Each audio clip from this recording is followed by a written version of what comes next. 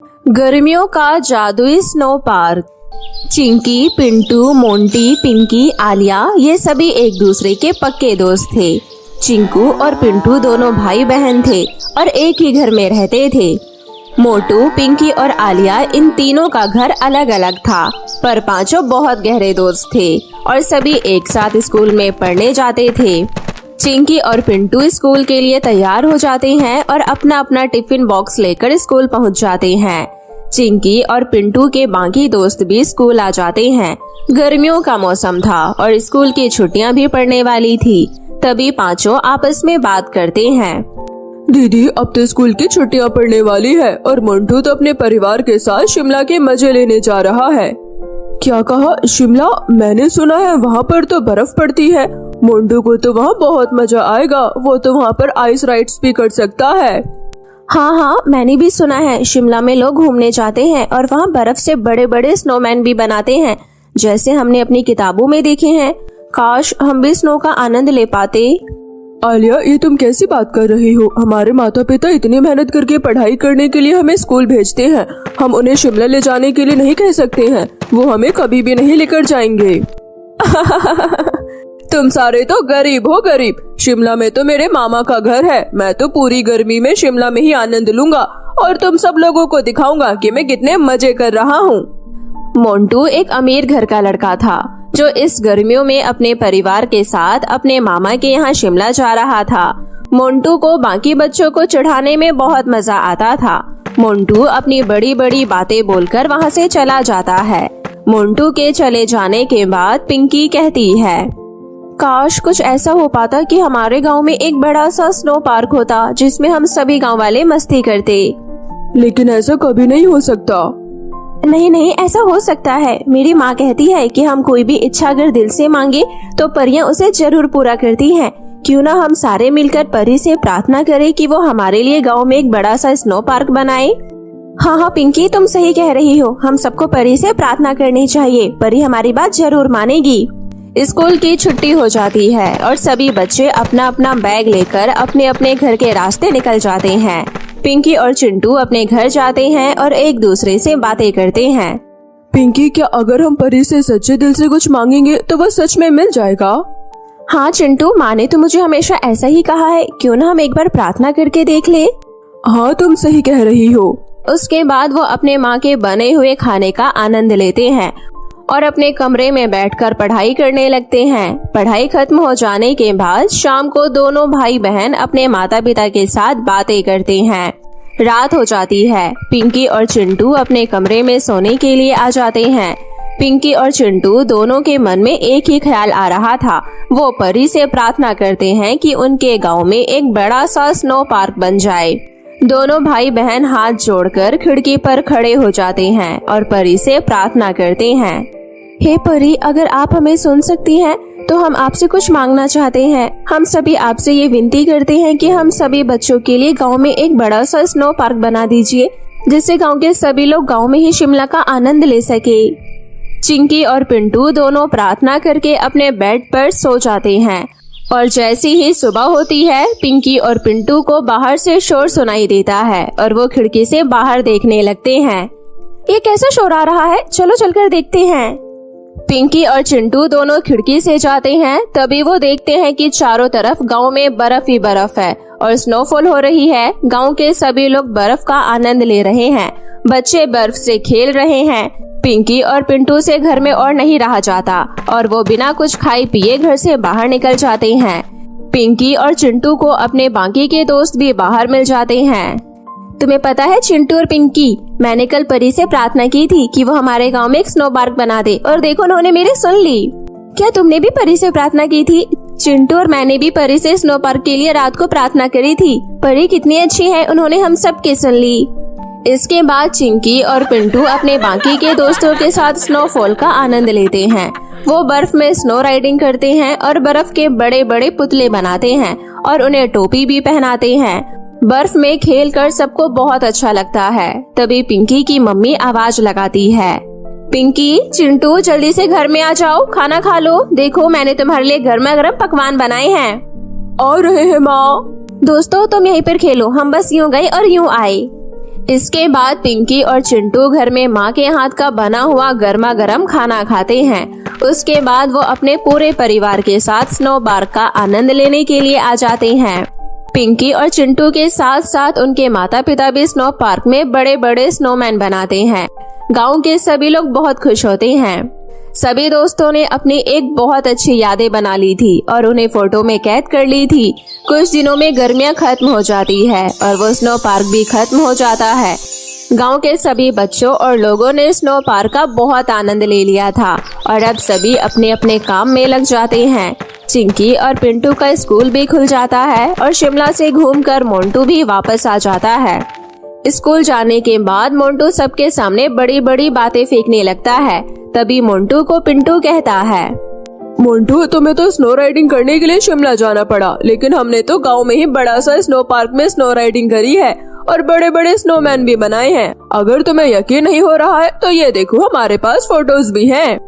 मोंटू वो सारी फोटोज देखता है और उसे बहुत बुरा लगता है कि गांव के स्नो पार्क का आनंद वो नहीं ले पाया। सारे बच्चे मोंटू के ऊपर हंसने लगते हैं और मोंटू कक्षा में जाकर पीछे आराम से बैठ जाता है। इस तरह सभी ने गर्मियों में स्नो पार्क का आनंद लिया और सभी बच्चों ने परी को धन्यवाद भी दिया, क्योंकि आज परी की बदौलत ही गांव के सभी बच्चों ने स्नो पार्क का मजा लिया और तो और उनके परिवार वालों ने भी खूब आनंद लिया।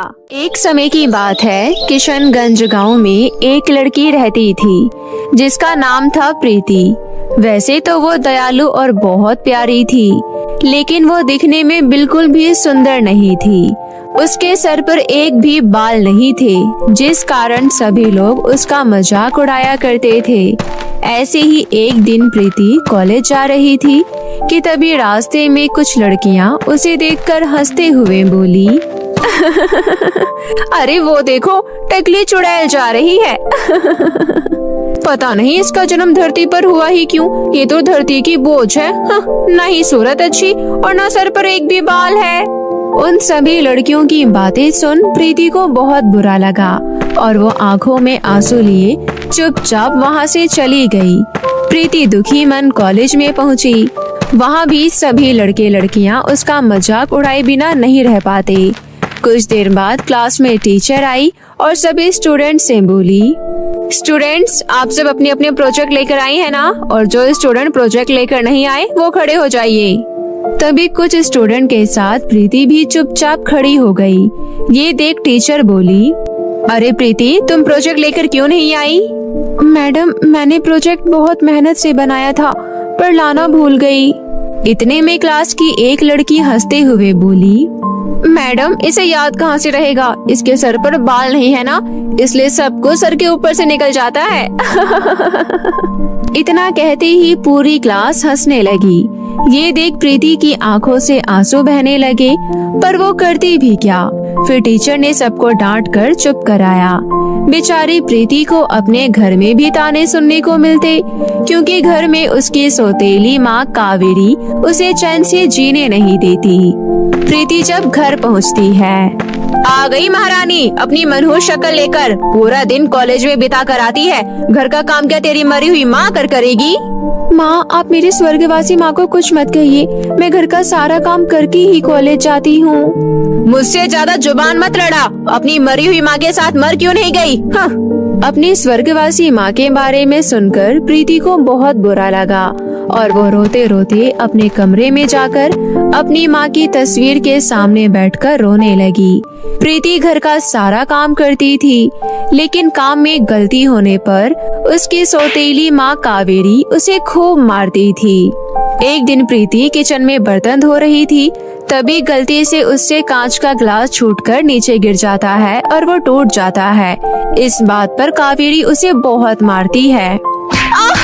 माँ, मुझे छोड़ दो, मुझे मत मारो, बहुत दर्द हो रहा है माँ। कहीं जाकर मर क्यों नहीं जाती? कोई भी काम ढंग से नहीं करती। लगता है भगवान ने तुझे बाल के साथ सर पर दिमाग भी नहीं दिया। नाशपीटी कहीं की, जब देखो तब नुकसान पर नुकसान करती रहती है। माँ, आप हमेशा मेरे साथ ऐसे कड़वे बोल क्यों बोलती हो? क्योंकि तू है ही इसी लायक। जा यहाँ से और जल्दी से काम निपटा। कावेरी की एक बेटी भी थी, उसका नाम था नेहा। नेहा दिखने में बहुत ही सुंदर थी, इसलिए उसे अपनी सुंदरता पर बहुत घमंड था। इस पूरी दुनिया में मेरी जैसी सुंदर लड़की और कोई नहीं है। झील सी नीली आंखें, गोरे गाल और लंबे नागिन जैसे बाल किसी के भी नहीं है। वाओ, मैं कितनी ब्यूटीफुल हूँ। नेहा और प्रीति एक ही कॉलेज में पढ़ती थी। जहाँ प्रीति पढ़ाई में बहुत होशियार थी, वहीं नेहा को पढ़ाई में बिल्कुल भी दिलचस्पी नहीं थी। वो बस अपनी सहेलियों के साथ मौज मस्ती किया करती। कॉलेज में टीचर से प्रीति की तारीफ सुन नेहा को बहुत ईर्ष्या होती।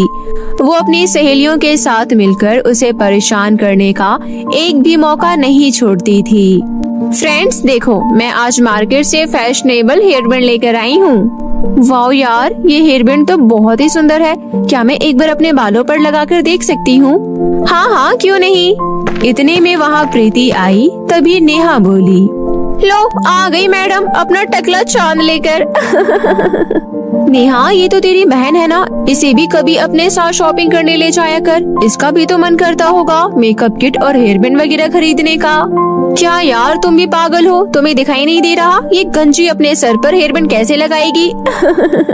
और ना ही ये सुंदर है, चाहे जितना भी मेकअप किट लगा ले, रहेगी काली बंदरिया की बंदरिया ही। ये कहते हुए सभी जोर जोर से हंसने लगे। तभी वहाँ टीचर आई और सभी चुप हो गए। गुड मॉर्निंग स्टूडेंट्स, आज आप सबके लिए बहुत अच्छी न्यूज है। हमारे कॉलेज में बहुत बड़े लेवल का फैशन शो होने वाला है, इसलिए आप सब उसकी तैयारियां अभी से शुरू कर ले। ये सुन नेहा खुश होते हुए बोली, वाओ फैशन शो, फिर तो मैं ही सबसे सुंदर दिखूंगी और विनर भी मैं ही बनूंगी। हाँ यार, तुम्हारी जैसी ब्यूटीफुल लड़की इस पूरे कॉलेज में नहीं है। विनर तो 100% तुम ही बनोगी। तभी कुछ लड़कियों को फैशन शो की चर्चा करते देख प्रीति मन ही मन बोली, काश मैं भी फैशन शो में हिस्सा ले पाती। तभी नेहा की सहेली आरती हंसते हुए बोली, अरे इस टकली को तो देखो, लगता है फैशन शो में भाग लेने का सपना देख रही है। ये उजड़ा चमन और काली शक्ल देखकर कोई भी इसे स्टेज पर कदम भी नहीं रखने देगा। हिस्सा लेना तो दूर की बात है, क्यों फ्रेंड्स? प्रीति को सबकी बातों का बहुत बुरा लगा और वो बिना कुछ कहे घर लौटकर स्वर्गवासी माँ की तस्वीर के आगे रोने लगी। माँ, मुझे अब छोड़कर क्यों चली गई? कोई मुझसे प्यार नहीं करता, हर कोई बस मेरे गंजेपन का मजाक उड़ाता है। मुझे भी अपने पास बुला लो ना माँ, मुझे नहीं जीना इस दुनिया में। तभी कावेरी चिल्लाते हुए बोली, अरे आते ही किसका माता मनाने लगी? कमरे से बाहर निकल और जल्दी से खाना बना, नेहा बेटी आती ही होगी। इतने में खुश होते हुए नेहा कॉलेज से घर आई और माँ कावेरी से बोली, माँ मुझे पैसे चाहिए, मुझे अपने लिए मेकअप किट और एक सुंदर सी ड्रेस खरीदनी है। अगले हफ्ते कॉलेज में फैशन शो कंपटीशन होने वाला है, मुझे उसकी फुल तैयारी करनी है। अभी पिछले हफ्ते ही तो तुमने पैसे लिए थे बेटा। हाँ, पर वो पैसे तो मैंने घूमने फिरने में खर्च कर दिए। ओह अच्छा ठीक है बेटी, पहले कुछ खा लो, सुबह तुम कॉलेज नाश्ता किए बिना ही चली गई थी। वहीं पास में खड़ी प्रीति ये सब सुन रही थी। फिर वो हिम्मत कर सौतेली माँ कावेरी से बोली, माँ मुझे भी कुछ पैसे दे दो, मैं भी फैशन शो में हिस्सा लेना चाहती हूँ। ये सुनते ही कावेरी भड़क गई और बोली, तुझे शर्म नहीं आई पैसे मांगते हुए?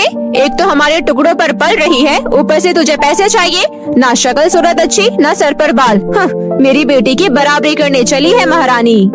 अरे माँ, ये मुझसे बहुत जल्दी है और फैशन शो जीतने के सपने देख रही है मैडम। पता नहीं इसे अपने ऊपर किस बात का घमंड है, उजड़ा चमन काली बिल्ली कहीं की। प्रीति दुखी होकर घर से बाहर निकल गई और रोते रोते गांव के पास एक जंगल में चली गई। इस कठोर दुनिया से ये जंगल बेहतर है, यहाँ कोई तो होगा जो मेरे दुख को समझेगा। ये कहते हुए प्रीति जंगल के काफी अंदर चली गई। तभी उसे अचानक जाल में एक हिरण दिखाई दिया जो जाल से बाहर निकलने की कोशिश कर रहा था। ओह बेचारा हिरण, लगता है किसी शिकारी ने शिकार करने के लिए जाल बिछाया होगा और बेचारे हिरण फंस गया। मैं अभी इस प्यारे हिरण को जाल से बाहर निकालती हूँ। ऐसा कहकर प्रीति ने हिरण को जाल से बाहर निकाला। हिरण खुशी से यहाँ वहाँ उछलने लगा और प्रीति के इर्द गिर्द घूमने लगा। जाओ प्यारे हिरण, अब तुम आजाद हो, जी लो अपनी जिंदगी। मेरा क्या है, मैं जीकर भी क्या करूँगी अब। ये कहते हुए प्रीति रोने लगी। तभी वहाँ एक चमत्कार हुआ और हिरण गायब हो गया। उसकी जगह एक सुंदर सी बाल परी प्रकट हुई। उसे देखकर प्रीति बोली, अरे ये क्या मैं कोई सपना देख रही हूँ? नहीं प्रीति, ये सच है। मैं बाल परी हूँ। मैं हिरण के रूप में तुम्हारी परीक्षा ले रही थी। तुम बहुत ही दयालु हो। मैं तुमसे बहुत प्रसन्न हूँ। मुझे बताओ तुम्हारी क्या समस्या है? फिर प्रीति ने रोते रोते बाल परी को सब कुछ बताया। सब कुछ सुनकर बाल परी ने कहा, तुम्हारी कहानी बहुत दुख भरी है। मैं तुम्हें आशीर्वाद देती हूँ। तुम्हारे सर पर सोने के बाल आ जाएंगे और तुम बहुत ही सुंदर दिखने लगोगी। इतना बोलकर बाल परी अदृश्य हो गई। फिर परी के कहे अनुसार प्रीति के सर पर सोने के बाल आ गए और वो बहुत ही सुंदर दिखने लगी। अपना बदला हुआ रंग रूप देख प्रीति फूली ना समाई और मन ही मन बाल परी का धन्यवाद कर खुश होते हुए घर वापस लौट गई। जब कावेरी और नेहा ने प्रीति को देखा तो बस देखते ही रह गए। अरे माँ, इस टकली के पास सोने के बाल कहाँ से आए? ये तो मुझसे भी ज्यादा सुंदर लग रही है अब। हाँ बिटिया, ये तो बिल्कुल स्वर्ग से उतरी हुई अप्सरा लग रही है। माँ, मुझे भी सोने के बाल चाहिए। इतना कहकर नेहा ने जलते हुए प्रीति से उसके सोने के बालों के बारे में पूछा। फिर प्रीति ने सच्चाई बताते हुए कहा कि बाल परी ने उसे सोने के बाल दिए। ये सुनते ही नेहा फौरन जंगल की ओर निकल पड़ी। वो बाल परी की खोज करने लगी। बाल परी, ओ बाल परी, सामने आओ। बाल परी, कहाँ हो तुम? ये कहते हुए नेहा बाल परी को जोर जोर से पुकारने लगी, लेकिन सामने कोई नहीं आया। थोड़ी दूर चलने पर नेहा को जाल में फंसा हुआ एक सोने का हिरण दिखाई दिया, जिसे देख नेहा बोली, अरे ये क्या? ये तो सोने का हिरण है। क्यों ना मैं इस हिरण को मारकर बाजार में बेच दूं? इसके बदले मुझे बहुत पैसे मिलेंगे। बाल परी तो मिली नहीं, ना ही सोने के बाल। चलो यही ठीक है। ये सोचकर नेहा जैसे ही हिरण को मारने के लिए आगे बढ़ी, तभी वो हिरण गायब हो गया और गुस्से में बाल परी प्रकट होते हुए बोली, लड़की, तुम बहुत ही लालची और पापी हो। तुम्हें इसका दंड जरूर मिलेगा। तुम्हें सोने के बाल चाहिए था ना? मैं तुम्हें श्राप देती हूँ। तुम्हारे सारे बाल झड़ जाएंगे, तुम काली हो जाओगी और तुम्हारे चेहरे पर बहुत सारे दाग धब्बे हो जाएंगे। तुम बिल्कुल बदसूरत लगोगी, बदसूरत। इतना कहकर बाल परी अदृश्य हो गई। वहीं नेहा के सारे बाल देखते ही देखते सच में झड़ गए। उसके चेहरे पर कई सारे दाग धब्बे भी हो गए। वो बिल्कुल बदसूरत लगने लगी। अरे अरे, ये क्या हुआ? अब मैं अपनी शक्ल किसी को कैसे दिखाऊंगी? ये कहकर नेहा रोने लगी। उसे उसके किए की सजा मिल गई। उस दिन के बाद से नेहा ने कभी घर से बाहर कदम नहीं रखा। अपनी बेटी की ऐसी हालत देख कावेरी बहुत दुखी हुई। फिर उस दिन के बाद से दोनों माँ बेटी ने कभी प्रीति को परेशान नहीं किया। वही फैशन शो के दिन प्रीति तैयार होकर कॉलेज पहुंची। सबकी निगाहें प्रीति पर टिक गई और फैशन शो की विजेता बन प्रीति सोने के बालों की वजह से हर जगह फेमस हो गई और खुशी खुशी अपना जीवन यापन करने लगी।